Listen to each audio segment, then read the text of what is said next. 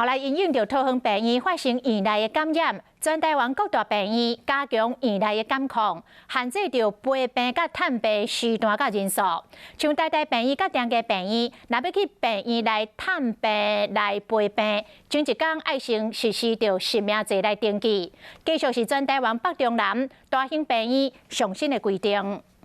台北中价大门大上新的规定，连领药啊拢要开始分流，民众陪病人看病的标准嘛变严格。陪病的这个家属的部分，我们也采用实名制，一样就会每天会落实 TOCC 的管控。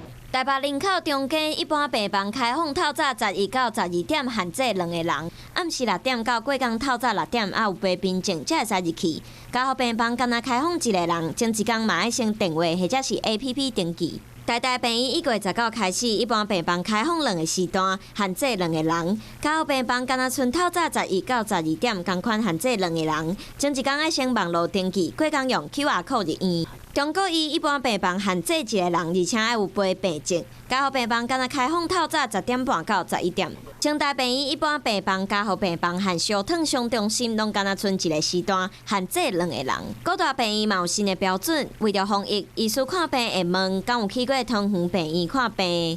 但是当然，如果真的是因为疾病需要的话，那我们会安排到急诊，那我们会有全程的防护。